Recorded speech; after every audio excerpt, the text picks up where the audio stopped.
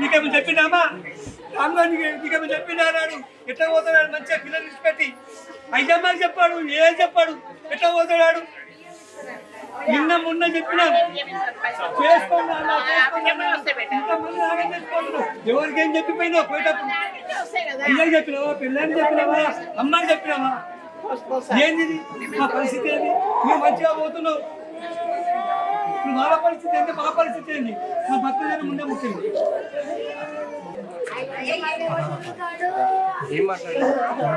మధ్యాహ్నం మాట్లాడాను ఆయన మాతోటి పిల్లల్ని చూసుకోవడానికి భార్య కూడా చెప్పండి మీరు భార్య పిల్లల్ని చూసుకోలేను నేను పోతున్నా మా భర్తల దగ్గరికి పోతున్నా నేను మీ భర్తని నాకు లేకుంటే అందరూ చెప్పారు అందరూ చెప్పి పెద్దల సమక్షంలో ఆ పెద్దలు అన్నారు అటువంటి తప్పని చేయొద్దురా ఇట్లా యువతని ఇట్లా నేను ఊరికే అటువంటి పని నేను చేయాలని మళ్ళీ అన్నాడు మొదటి మాటగా మొదలుకు వచ్చింది పవిత్రతో ఉంటున్నాడని మీకు 5.5 years బిఫోర్ అప్పటి నుంచి ఇక్కడ వస్తలేడు అక్కడ పోతలేడు పట్టుకున్న పిల్లల దగ్గర పోతలేడు తల్లిదండ్రుల దగ్గరికి వస్తలేడు ఎట్లా ఉన్నా అడుగుతలేడు 5.5 సంవత్సరం అంటే అప్పటి నుంచి వాళ్ళ భార్య పిల్లలు మీ దగ్గర మా దగ్గర సపరేట్గా ఉంటారు వాళ్ళు మంత్లీ 30,000 ఇస్తున్నారు ఇంటికి రాయి పిల్లల చదువుకి వాళ్ళ ఫుడ్కి పవిత్రని పెళ్లి చేసుకోవాలని కూడా అనుకున్నాడు అని కొంతమంది దాని గురించి మాకు ఏం లేదు సార్ మాకు వాళ్ళు ఇచ్చిన అవసరమే లేదు మేము అది ఫేస్ టు ఫేస్ చూడలేదు ఆమె ఇక్కడ ఉంటామో చూడలేదు అంటే ఆవిడ వల్ల ఇట్లా అయింది ఆమె వల్లనే మా లైఫ్లో అన్నీ నాశనం అయింది అని మేము రోడ్డున పడ్డాం ఇప్పుడు అక్కడ అనాథలు అయిపోయారు వీళ్ళు వాళ్ళు ఇక్కడ వీళ్ళిద్దరు అనాథలే దేనికి సార్ మరి ఎందుకు సాగాల్సి వచ్చింది బ్రతికి సాధించి 10 రోజులు ఎక్కడైనా బయట పో నీ కోపం ఉండొచ్చు బాధ ఉండొచ్చు నీకు అందుకు పోయిందని ఇప్పుడు ఎంతమందికి బాధ పెడుతున్నాను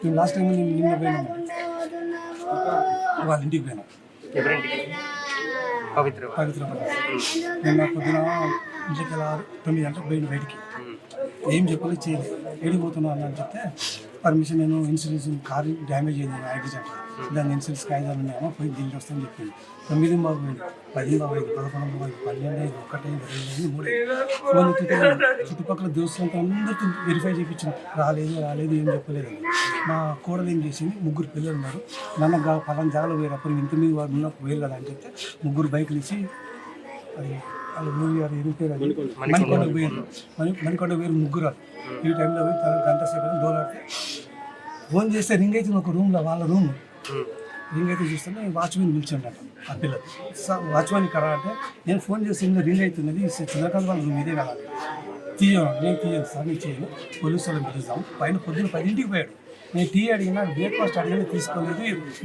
వెయిట్ తీయలేదు సరే వచ్చి పోలీసు వాళ్ళు వచ్చారు పోలీసు వాళ్ళు వస్తే ఏంటంటే మీరేం కావాలన్నారు మేము ఫ్రెండ్స్కి అయితే మేము డోర్ ఓపెన్ చేయము వాళ్ళ పేరెంట్స్ అయితే ఓపెన్ చేస్తామని చెప్పి 8:45కి నేను అక్కడ చేరుకున్న నైట్ నేను పోయిన పోలీసు వాళ్ళు నన్ను తీసుకున్నారు ఏమవుతారు సార్ మీరు అంటే కదా మాకు కొడుకు అయ్యారు నేను తండ్రిని అయినా ఏం పేరంటే సి చంద్రకాంత్ అప్పుడు సి వెంకటేశ్వర మీరే కదా అప్పుడు డోర్ వెళ్తలేకపోతే పోలీసు వాళ్ళు చెప్పారు మా పిల్లలు ఏం చేయాలి సార్ మా డోర్ వెళ్తున్న లోపల అంటే కిక్ కొట్టాను కిక్ కొట్టి డోర్ ఓపెన్ అయింది డోర్ ఓపెన్ కానీ బాగా హ్యాంగింగ్ అవుతుంది బాల్కనీ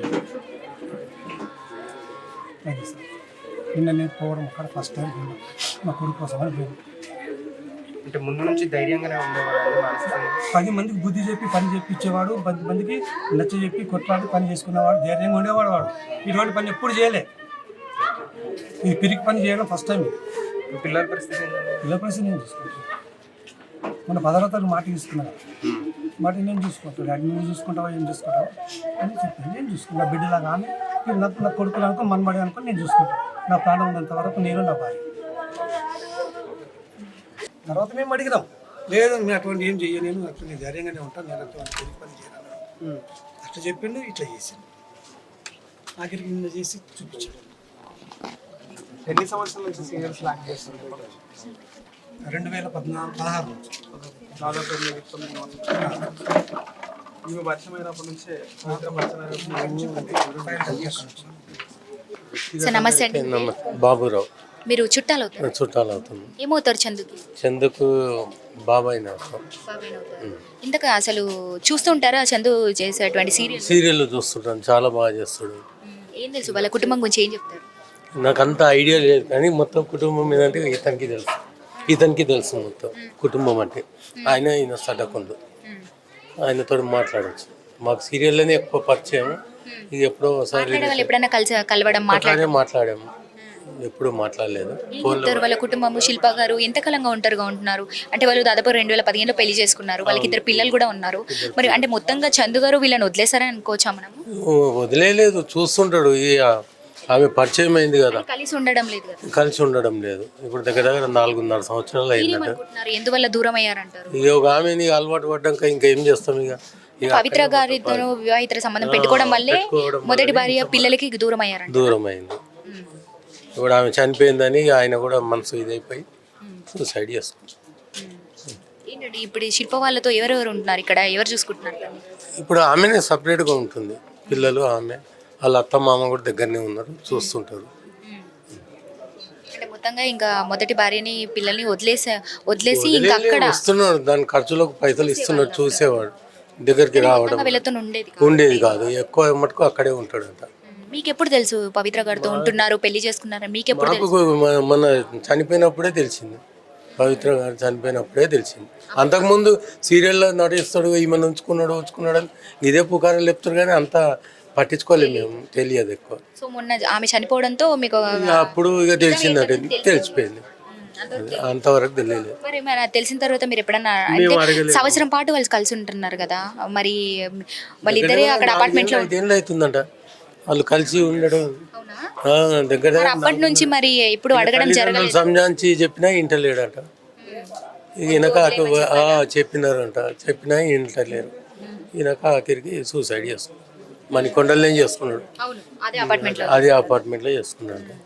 మాకు నిన్న తెలిసింది, తెలిస్తే రాత్రి వచ్చిపోయినాము, ఇప్పుడు వచ్చినాము అన్నట్టు. ఎక్కువ మటుకు వీళ్ళకే రిలేషన్ ఉంటుంది ఎక్కువ. అంటే ఈ కుటుంబంతో ఎప్పుడన్నా మొదటి భార్యను కొట్టడము, గొడవలు అలాంటివి ఏమైనా? ఐడియా లేదు, నాకు అది ఐడియా లేదు. సార్ నమస్తే అండి, మీ పేరు? రాజ్ కుమార్. మీరేమవుతారు? చందు మేనమామ. మేనమామ అవుతారు. అంటే మీకే ఎక్కువగా తెలిసి ఉండాలి చందు గారి గురించి, ముందుగా మీరు ఏం చెప్తారండి? ఆయన చాలా మంచివాడే, ఆయన మంచిగా ఉంటుండే మాతో అందరితోని. మరి ఎందుకు ఇట్లా చేసుకుంటో తెలియదు. ఆమె ఎప్పుడైతే పరిచయం అయిందో పరిచయం అయినప్పటి నుండి మా కోడల్ని చూస్తలేడు సార్. ఇక ఎంతకాలంగా వీళ్ళు దూరంగా ఉంటున్నారు మొదటి భార్య పిల్లలతో? ఒక 3-4 సంవత్సరాలు. అప్పటి నుంచి కూడా ఒంటరిగానే ఉంటున్నారు ఆవిడ? ఒంటరిగానే ఉంటుంది పిల్లలతో. పిల్లలకి అంటే ఇంటికి ఏమైనా డబ్బులు పంపించడం, ఫ్యామిలీని చూసుకోవడం, అప్పుడో ఇప్పుడు రావడం? ఫ్యామిలీకి మెయింటెనెన్స్కి ఇస్తాడు, మెయింటెనెన్స్ డబ్బులు ఇస్తాడు. మీరు ఎప్పుడైనా కలిసారా? ఎప్పుడైనా రీసెంట్గా ఈ మధ్య కాలంలో ఎప్పుడైనా కలిసిన రోజు? నేను రావట్లేదు సార్, ఇక నేను ఫోన్ కూడా చేయట్లేదు. ఎందుకంటే ఇంకా నాకు బాధ అనిపించింది, ఎందుకంటే మా కోడల్ని సరి చూడట్లేదు అనేసి నాకు రావాలనిపిస్తలేదు. అందుకే నేను ఫోన్ కూడా చేయలేదు. ఈ సడన్గా మొన్న పోయిన వారంలో ఆమె చనిపోయిన తర్వాత ఇప్పుడైనా మంచిగా ఉంటాడేమో అనుకున్నాం పిల్లలతో. మీకు ఎంతకాలంగా తెలుసు పవిత్ర గారితో ఇట్లా రిలేషన్లో ఉన్నారు, ఆమెతో వివాహిత సంబంధం పెట్టుకున్నారు, కలిసి అపార్ట్మెంట్లో ఉంటున్నారు సంవత్సరం అని మాకు తెలుసు. మరి మీకేం తెలుసు? మీకు ఎప్పుడు తెలుసు? నాకు 3-4 సంవత్సరాల నుంచి తెలుసు.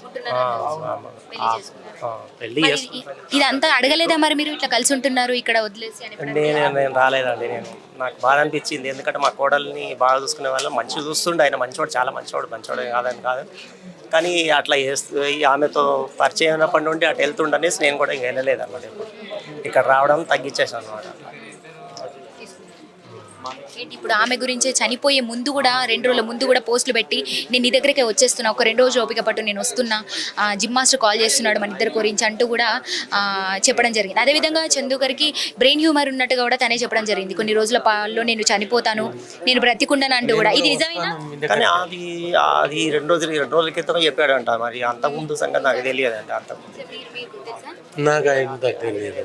అంటే తన కోసమే పోస్టులు పెట్టడము, నేను నీ దగ్గరికి వచ్చేస్తున్నా ఒక 2 రోజులలో అంటూ కూడా పోస్టులు పెట్టాను. ఇట్లా అంటున్నాడు, నేను కూడా వస్తాను నీ దగ్గరికి అది అని అంటా ఉన్నారా పోస్టులు పెట్టిన తర్వాత? అంటే ఇది నిజమవుతుంది, ఇలా నిజంగా చూపిస్తే మేము నిజంగా అవుతుంది